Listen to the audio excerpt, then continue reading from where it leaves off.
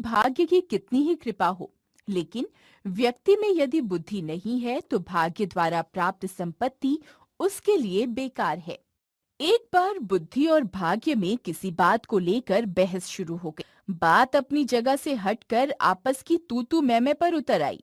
भाग्य ने बिगड़ कर कहा, मैं तुमसे बड़ा हूँ। समझदार बुद्धि हंसकर बोली, यह तो मैं भी कह सकती हूँ, पर फिर बहस बढ़ेगी।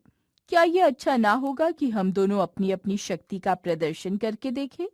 जो जीतेगा वही बड़ा होगा। भाग्य ने इस बात को स्वीकार कर लिया। दोनों अपनी अपनी शक्ति के प्रदर्शन के लिए जगह की खोज में चल पड़े।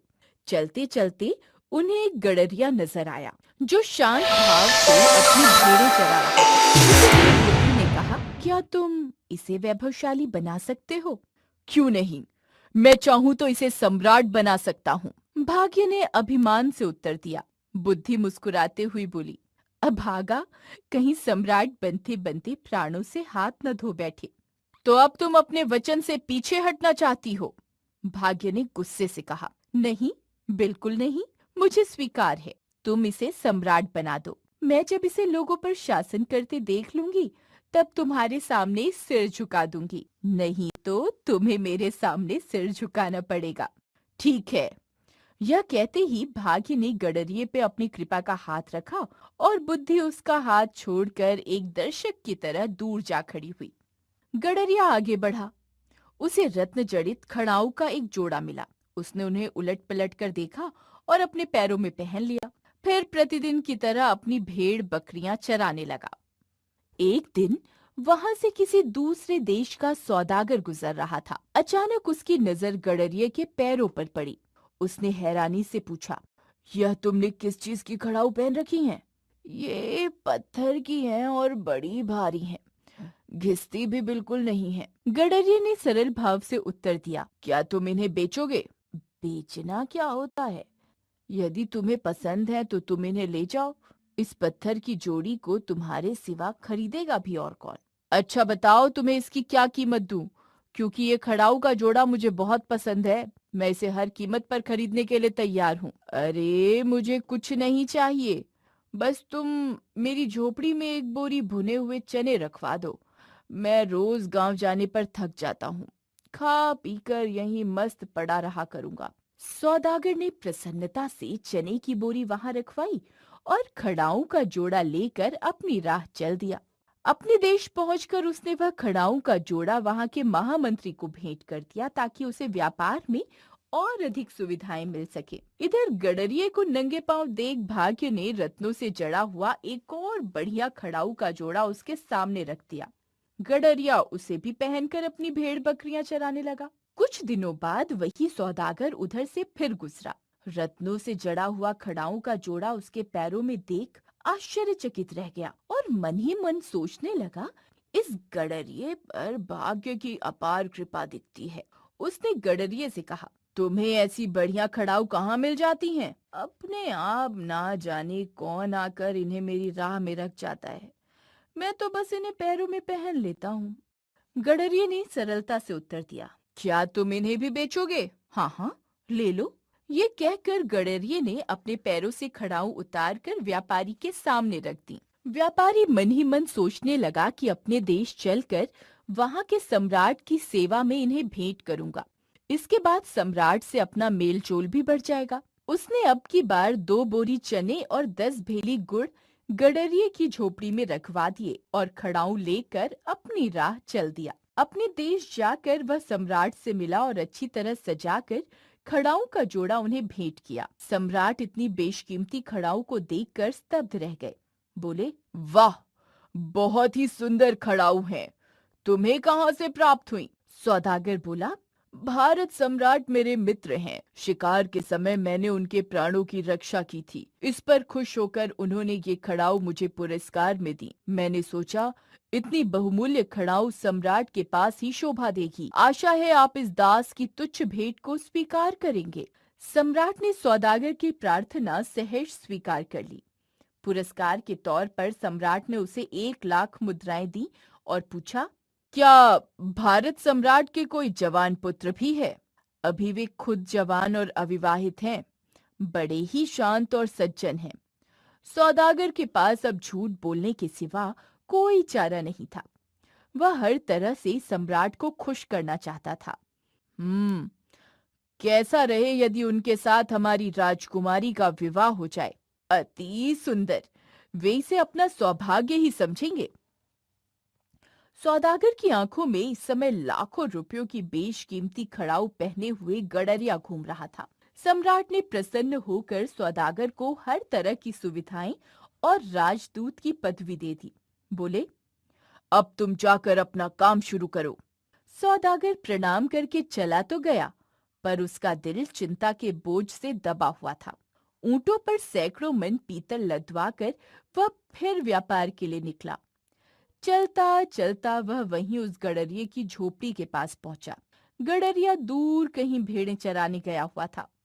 सौदागर ने अपने नौकरों को ऊंटों से सामान उतार कर पड़ाव डालने की आज्ञा दे दी। धरती पर पीतल की सिल्लियों का ढेर लग गया। चारों ओर खेमे ही खेमे गड़ गए। शाम को गडरिया लौटा। दोनों एक दूसरे को देखकर खिल उठे। गडरिये के पैरों में अब एक और बेशकीमती खड़ाऊ का जोड़ा था। यह देखकर सौदागर के आश्चर्य की सीमा न रही। सोचने लगा, जरूर यह आदमी कोई जादूगर है। भाग्य पूरी तरह से इसे सहयोग देने पर तुला हुआ है और इस मूर्ख को पता भी नहीं है कि वह अपने पैरों में कितनी कीमती चीज पहने हुए है। फिर सोचने लगा, देखने में भी सुंदर है, इसे सम्राट क्यों न बनाया जाए। कुछ रुपया मेरे पास भी है, ये चारागाह और इधर-उधर की जमीन खरीद लूंगा। How to get the most of Grammarly free. It's Kayla on behalf of Grammarly to tell you यही महल और किला बनवा लूंगा, कुछ सैनिक और नौकर रख लूंगा और फिर विवाह के बाद जो कुछ दहेज मिलेगा वह सब भी तो अपना ही होगा। ये राजा और मैं मंत्री। ये सोचते हुए उसके होठों पर मुस्कान नाचने लगी। भाग्य ने उसके हृदय के भाव पढ़े, खिल उठा। बुद्धि मुस्कुरा उठी। भेड़ बकरियों को अपनी अपनी जगह बांधकर थका हुआ गडरिया पीतल की सिल्लियों के ढेर के साथ सहारा लेकर बैठ गया और सौदागर से बोला, अब की बार तुम बहुत जल्दी लौट आए। हाँ, बहुत काम आ पड़ा था। अब मैं तुम्हारे पास कुछ दिन रहूंगा। तुम्हें कुछ ऐतराज तो नहीं? अरे वाह, कैसी बातें करते हो। जंगल में मंगल हो जाएगा। बस मेरी भेड़ बकरियों को तुम्हारा कोई आदमी ना छेड़े। अरे, अब तुम इन भेड़ बकरियों की चिंता मत करो। मैं तुम्हें सम्राट बनाने वाला हूँ। सम्राट? वह क्या बला होती है? गडरिये ने हैरानी से पूछा। सम्राट, महाराज, मतलब कि आसपास के इलाके के जितने भी आदमी हैं वो सब तुम्हारी चाकरी करेंगे। मैं अपने देश की राजकुमारी से तुम्हारा विवाह भी कराऊंगा। मेरा विवाह? तुम्हारी बातें तो मेरी समझ में आ नहीं रही, पर ठीक है, जो तुम्हारी इच्छा हो सो करो। बस मेरी भेड़ बकरियों को कोई कुछ ना कहे। ये कहते कहते वह अजीब मूर्खता से हंस दिया। तभी अचानक सौदागर की नजर पीतल के ढेर पर पड़ी। वह आंखें फाड़कर देखता ही रह गया। पीतल में एक अजीब तरह की चमक आ गई थी। अब वह पीतल का नहीं, सोने का ढेर था। वह सोचने लगा, ओह, यह आदमी कितना भाग्य का बली है। इसे सम्राट बनाना कुछ कठिन काम नहीं, यह तो सम्राट बना बनाया है। भाग्य ने जीते हुए वीर की तरह अभिमान से बुद्धि की ओर देखा। बुद्धि ने मजाक में ही उत्तर दिया, कोई बात नहीं, अभी आगे बढ़ो। सौदागर ने अपना सोचा हुआ काम शुरू कर दिया। सोना बेचकर जमीन खरीदी, महल और किला बनवाया, सेना भर्ती की। अब बेशुमार दौलत उसके पास थी। वहां के जागीरदारों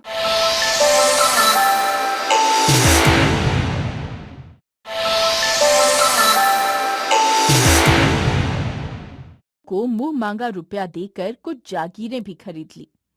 गडरिये के लिए बढ़िया बढ़िया कपड़े बनवाए। सजा हुआ गडरिया शक्ल सूरत से तो अब राजा लग रहा था, पर वास्तव में उसे राजा का अर्थ भी नहीं पता था। धीरे धीरे सौदागर ने उसकी भेड़ बकरियां भी इधर उधर कर दी। जब गधा चिल्लाया, सौदागर खींच उठा। अजीब मूर्ख से पाला पड़ा है, बुद्धि तो इसे छू तक नहीं गई। वह गडरिये से कड़क कर बोला, खबरदार जो आगे किसी के सामने चीखे चिल्लाए, जो बात कहनी हो मेरे कान में आकर कहा करो।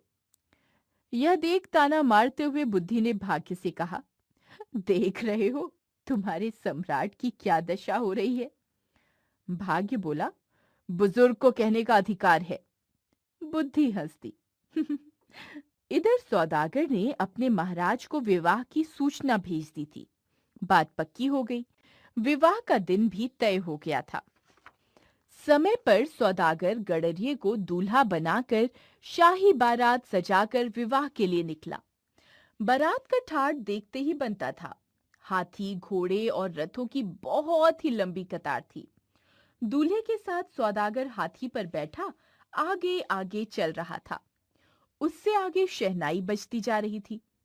लड़की वालों ने भी जोरदार स्वागत किया, पर ये सब देख गडरिया बहुत परेशान था। उसने सौदागर के कान में कहा, ये लोग क्यों आए हैं? कहीं मुझे पकड़ने तो नहीं आए?